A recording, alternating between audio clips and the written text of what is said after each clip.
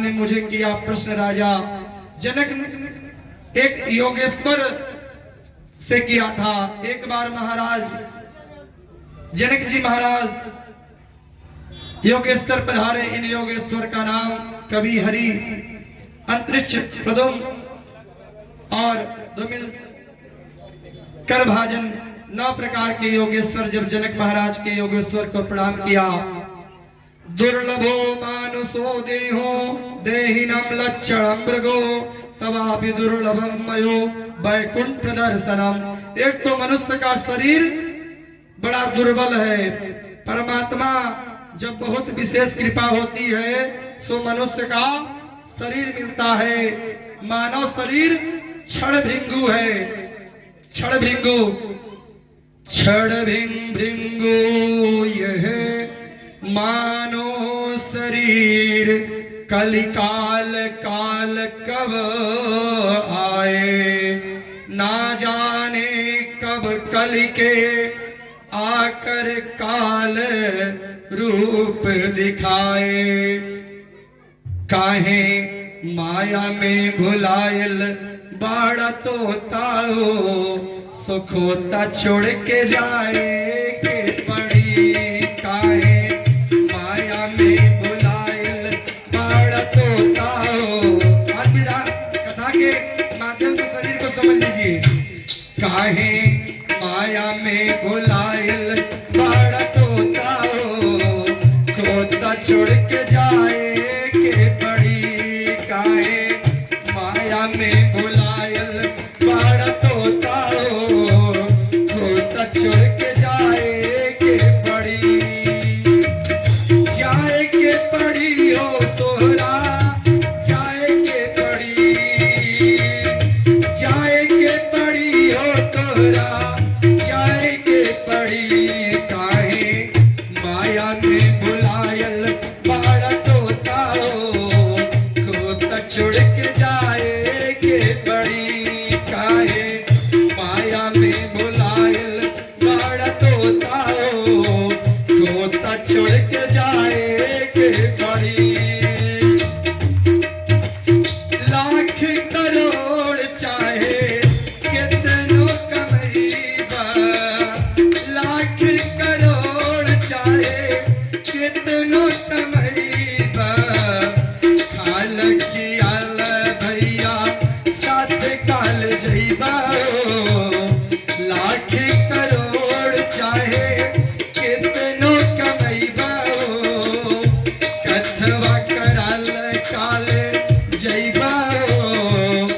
माया में भुलायल बाड़ा तोता हो, खोता छोड़ के जाए के पड़ी।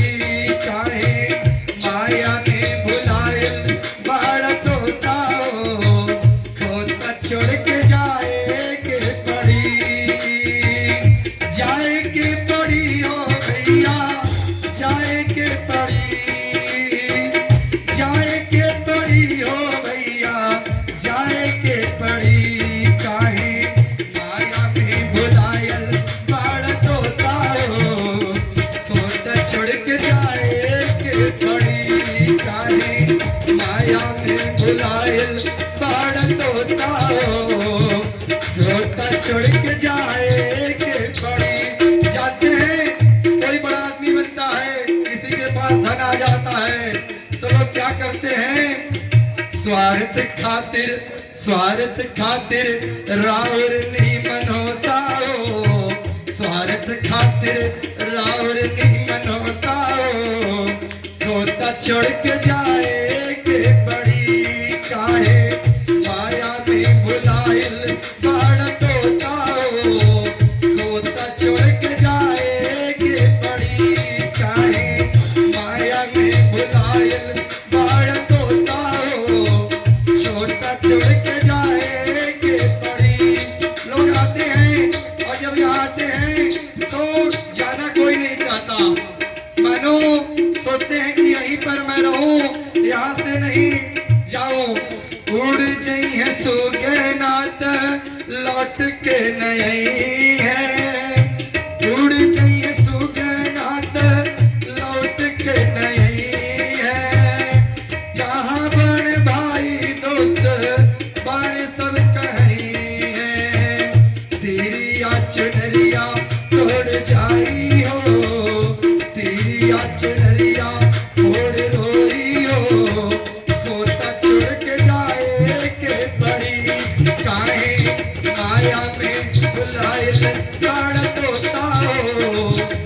छोड़ के जाए के पड़ी काहे माया में भुलाए बाड़ा तोता हो तोता छोड़ के जाए के पड़ी छूट जाई है पहनल कल गोटा हो छूट जाई पहनल लगोटा हो तोता छोड़ के जाए के पड़ी काहे माया में भुलायल बाड़ तोता हो तोता छोड़ के जाए के पड़ी चाहे माया में भुलायल बाड़ तोता हो तोता छोड़ के जाए के पड़ी।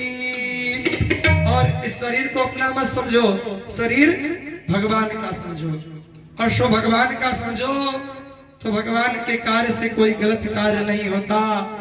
भगवान भी इस आत्मा रूपी शरीर को छोड़कर इस धरा पे भगवान भी सो चले गए। एक मृग पीछे गया और एक शिकारिया भगवान के वह मृग के ऊपर धनुष छोड़ा। भगवान के चरणों में का प्रकाश इतना तेज था कि मानो उसको लगा कि हिरण का नेत्र और भगवान के चरणों में बाण लगा। लेकिन राजा परिस्थित का मोह भंग नहीं हुआ। तो कहते हैं कि राजन एक बहुत बड़ा राजा था। सो राजा गया वन में शिकार करने के लिए। एक बार बोलिए वृंदावन बिहारी लाल की। शिकार खेलने के लिए सो गया। जब शिकार खेलने के लिए गया, सुबह गया, रात्रि का सायं काल का समय हो गया, उसको पता ही नहीं चला कि मैं कहां पहुंच गया हूं।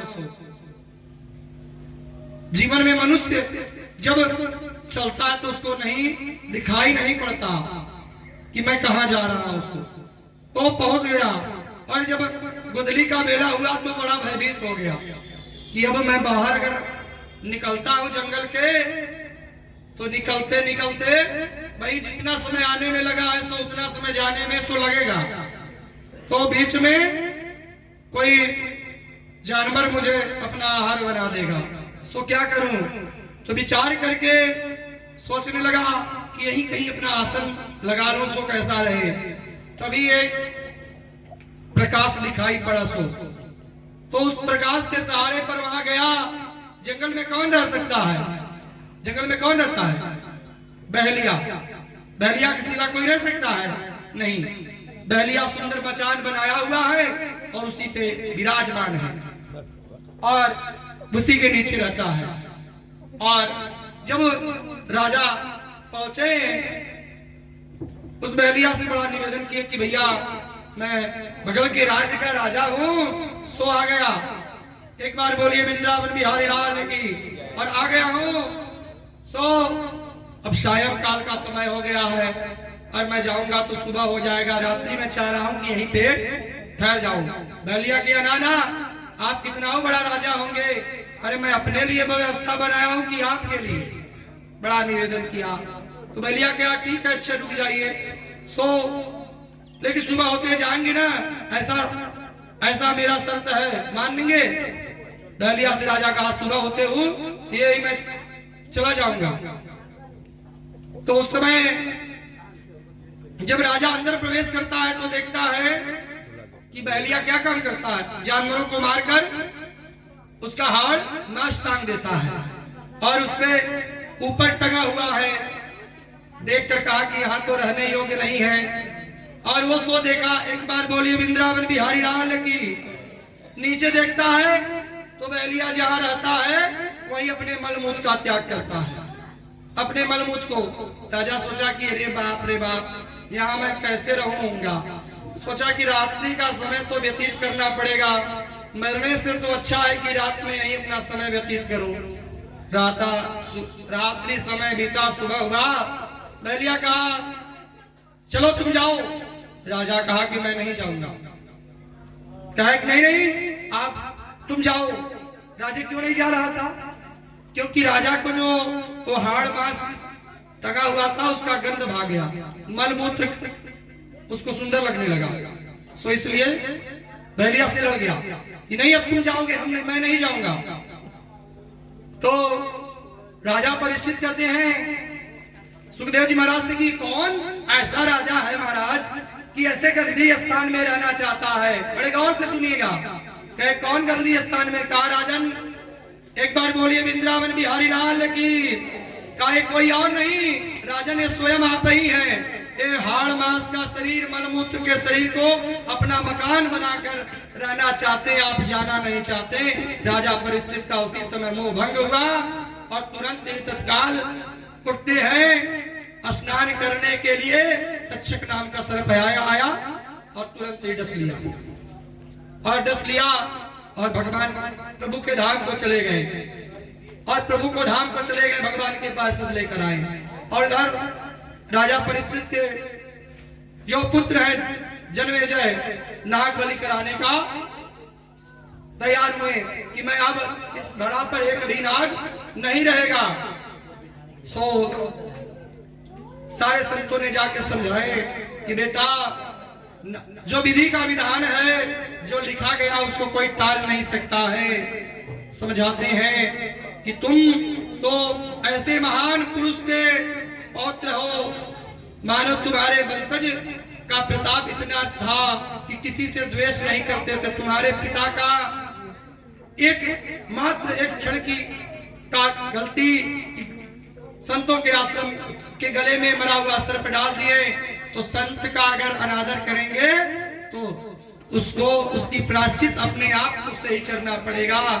कर दिए और इस तरह से चले जाते हैं। भावस्य नारदं गोविंदम सत्य समरणं दिव्य करबतो शिखर उद्यम।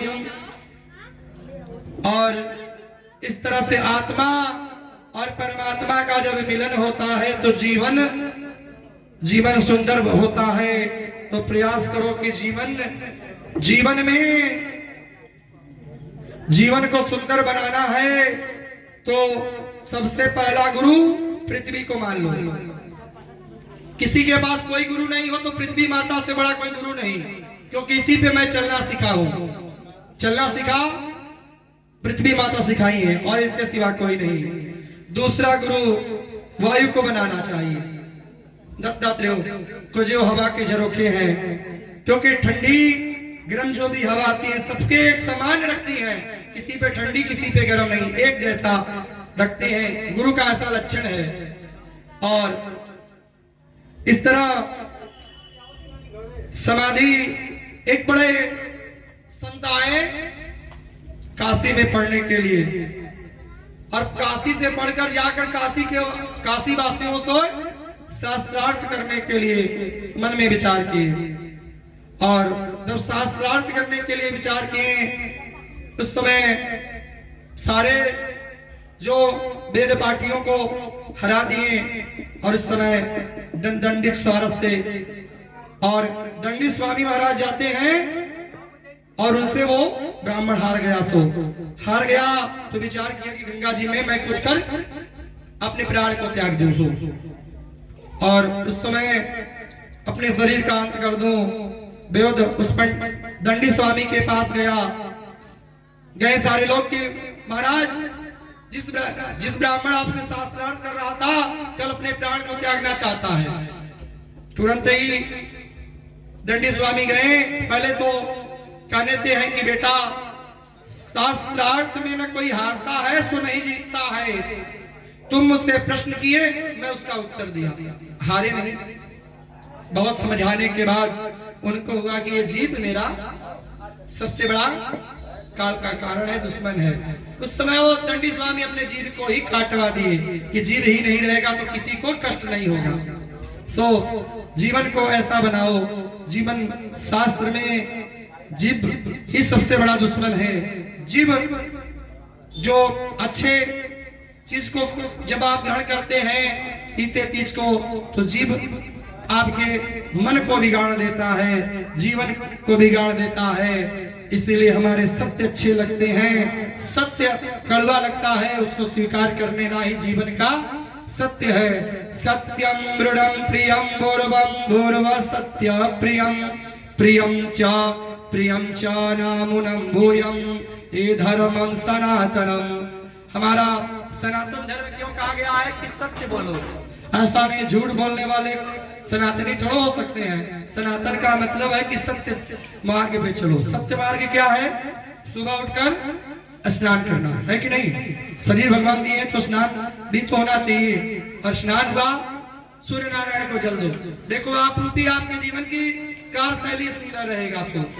और भगवान का नारायण का भजन करो, जीवन इतना सुंदर बन जाएगा। अग्नि को गुरु बनाना चाहिए। अग्नि जो अग्नि दध्यातील संत ज्ञानी होते हैं और संत समाज का कल्याण करते हैं। शास्त्र का ज्ञान है कि दूसरे का कल्याण क्या करेंगे। मानो ज्ञान रूपी हो जाते हैं, जीवन कल्याण होता है। चंद्रमा को गुरु बनाकर सीखो, शिक्षा प्राप्त करो। दत्तात्रेय जी कहते हैं कि यदु कह रहे थे कि प्रतिपदा के दिन चंद्रमा छोटी होती है। जैसे परिवा तिथि लोग जानते हैं, परिवा को चंद्रमा छोटी रहती है कि नहीं। और जब ही पूर्णिमा आते आते मानो बड़ी सी हो जाती है। तो इसी तरह से पूर्णिमा चंद्रमा के पूरा गोल आकार पृथ्वी को ढक लेती है। प्रकाशमय वस्तु है। चंद्रमा को छोटा मत समझो, बड़ा किसी को छोटा और बड़ा मत समझो। जीवन में ऐसा लाना चाहिए। नात्मं ज्ञानम ऋणेणम तात्रिष्टनिधनम सर्वस्तर्व ज्ञानम प्राणम ता। आत्मा से परमात्मा का ज्ञान होता है। कोई व्यक्ति सूर्य को गुरु बनाकर सीखो।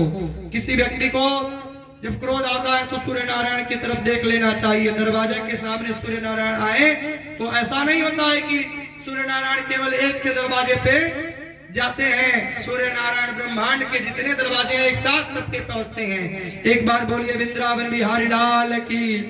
कबूतर को गुरु बनाकर सीखो कि जितना संत जिस पृष्ठ रहता है। कपो कर्ण्यम कृत्यम का वनस्पति कपो भार्या। कबूतर अपनी पत्नी और अपने बच्चों के कारण ही जाकर बहेलिया के जाल में फंस जाता है। जैसे बहेलिया दाना डालता है और दाना चुगने के लिए उसके बच्चे पहुंचते हैं और उनको छुड़ाने के लिए उनकी पत्नी पहुंचती है। उसके पीछे पीछे अपने पहुंचता है कबूतर भी और अपने फंस जाता है। तो ऐसा प्रयास करो कि जितना किसी से प्रेम बढ़ाओगे उतने माया में फंसते जाओगे। एवं कटव शांतम दृढ़म नित्यनामिनः। आकर्षक सब पे करो, लेकिन प्रेम किसी दुनिया के घर में कोई अपना होता है। अजगर को गुरु बनाना चाहिए। अजगर करी न छा करी पची करिए न काम। दास भलुकाय कोई सबके दाता राम। अजगर कभी किसी का नौकरी नहीं करना पड़ता और वह चाहता बैठे बैठे एक स्थान से ही सारे चीज को पा जाता है। खरीदने की कोई आवश्यकता नहीं जीवन में। और सागर को गुरु बनाकर सीखो कि सागर समुद्र इतना बड़ा गर्भ है, लेकिन जीवन संत का जीवन समाज के कल्याण के लिए होता है। संत उसी को कहते हैं जो समाज के कल्याण के बारे में सोचे, कल्याण करता है।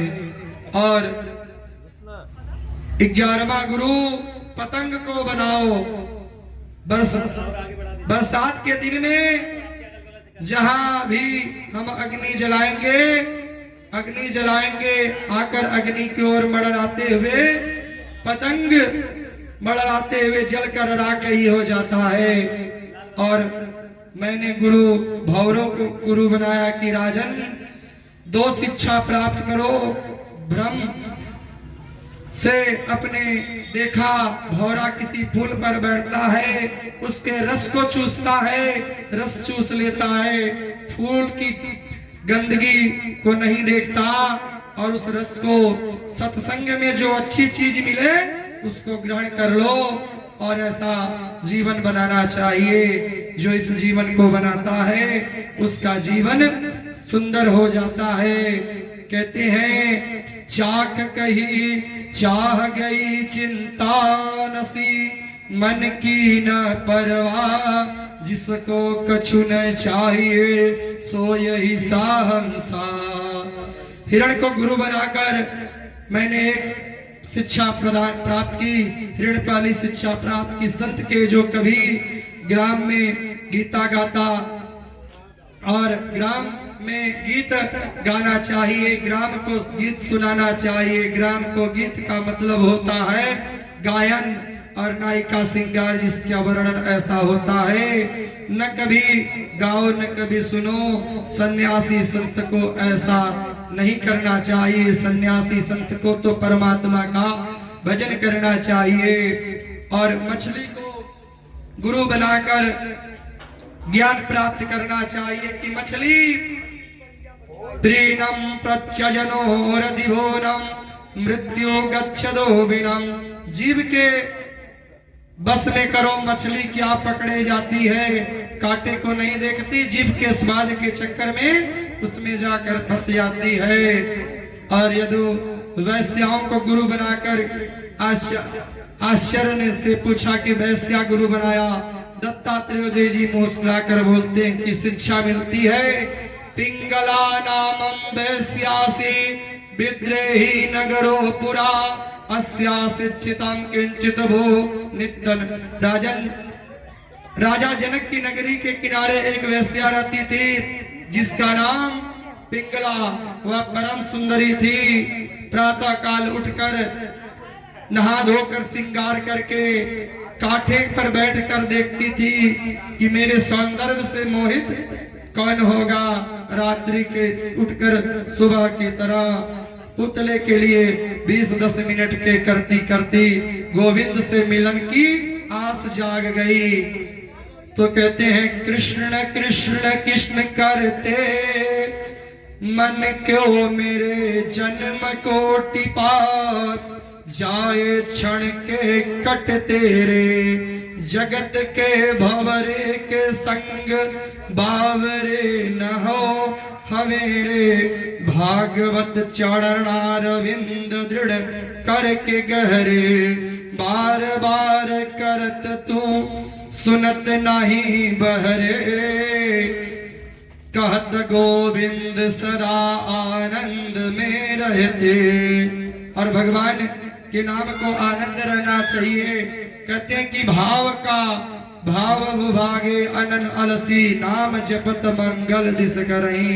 भगवान को भाव से भजोगे तो भगवान आपको मिलेंगे। और इसी से करना चाहिए। भगवान सर्प को गुरु बनाकर सीखना चाहिए कि अपने कभी सन्यासी शिष्य मानना चाहिए।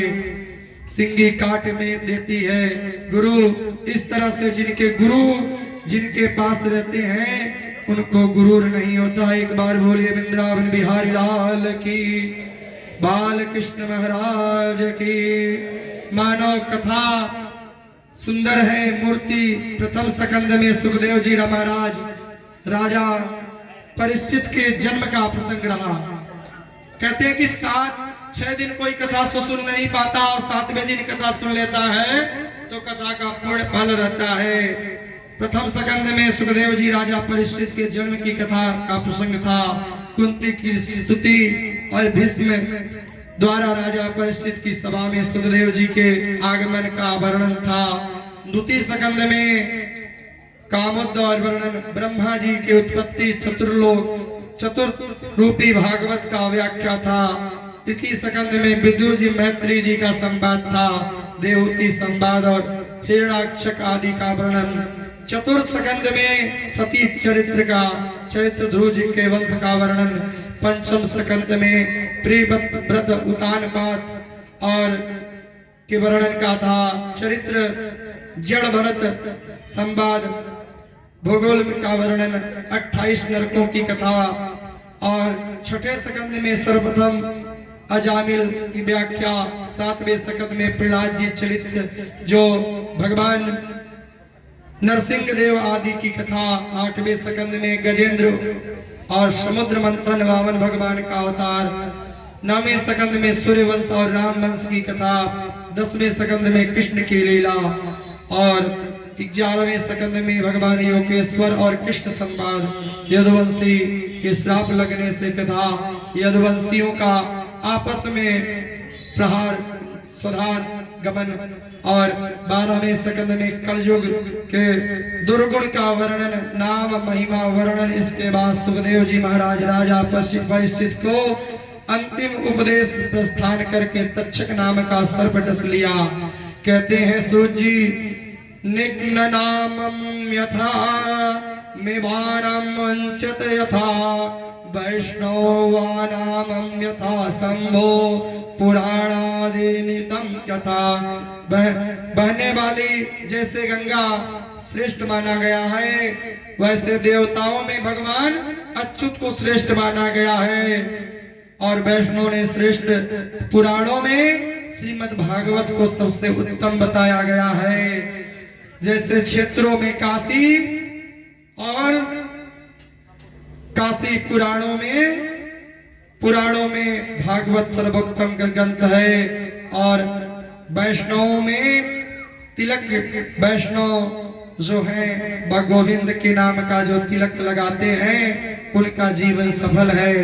कहते हैं कि भागवत क्या है? भागवत का मतलब कि भगवान से प्रेम करो, दूसरा भगवान से संबंध करो, तीसरा भगवान पे समर्पण हो जाओ। इसी का नाम तो भागवत है। कहते हैं कि जो व्यक्ति 7 दिनों तक 18,000 श्लोक को श्रवण नहीं किया, कहते हैं कि भागवत का जो मूल पाठ था यहाँ पर सुबह के समय संपन्न हो गया। लेकिन एक श्लोक है कि अगर एक श्लोक का गायन मनुष्य करता है तो पूरे भागवत सुनने का फल है। सभी लोग बोलेंगे एक साथ नाम सक कीर्तनम अस्या। सभी लोग बोलिए नाम सकीर्तनम अस्या। बोलिए भाई अस्या सर्व पाप प्रणाशनम प्रणामो दुख खसनाथनम नमामि हरि परम। एक बार बोलिए बाल कृष्ण लाल की, भागवत महापुराण की, वृंदावन बिहारी लाल की। चलिए उधर हमारे जो ब्राह्मण, मैं कहा था कि कथा का समय क्या रहेगा, आए सो नहीं। और इसी तरह से वहां पर भी मैं 1 बजे बैठा और कथा होने लगा, मुझे पता ही नहीं चला। इसलिए मैं चाहकर भी मैं कुछ नहीं कर सकता, जो मेरे कन्हैया का इच्छा है सो वही हो सकता है। तो इधर भगवान के नाम का भजन और कीर्तन चलता रहेगा और उधर हमारे जो वेद पाठी ब्राह्मण वेद से आहुति द्वारा वहां डालेंगे, मुख्य यजमान वहां जाकर विराजमान हो जाए। और सभी राधा मनाएगा गाना, टूटेंगी राधा मनाएगा गाना। गोविंद चले आओ, गोपाल चले आओ, गोविंद चले आओ, गोपाल चले आओ, गोविंद चले आओ, गोपाल चले आओ, गोविंद चले गोपाल चले आओ।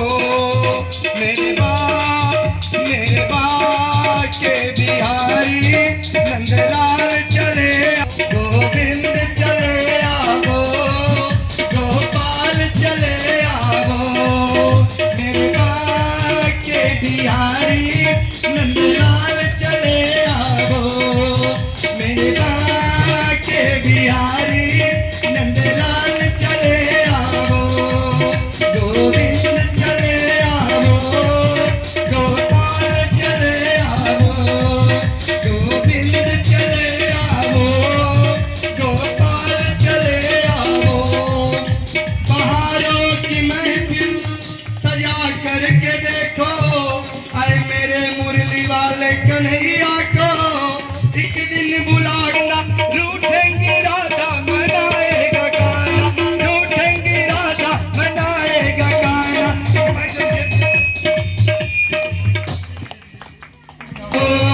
गोपाल चले आओ, मेरे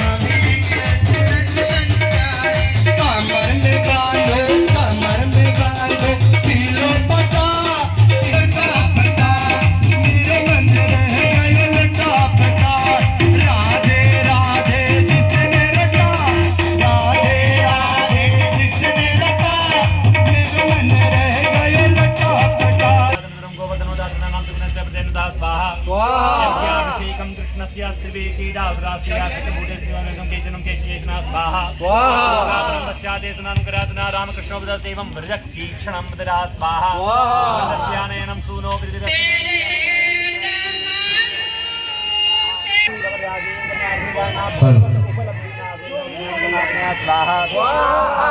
जगतोदाख्येनं स्वसगीनाम संध्याः स्वाहा ओम आपोष्टामेवसान ऊर्जे ददातनो महेरणाक्षे देवहादिसमोरविभाजे तेजनः उशतीरिव मातरः सम्मार्जनीयां भवेयुः ओम मातात्रसीरकावृतः सात्राक्षा सात्रमाता सोमतं सर्वकल्पादिशतदाङ्गलं स्वाहा वेदकुं कर्मञ्जमोदं स्वाद्यमोदं शेषानुजन्येनातिरोति स्वाहा एतावान् स्वयमातोद्याय सुदुर्गा पादो सुरस्वाभूतानि पादमचन्द्री स्वाहा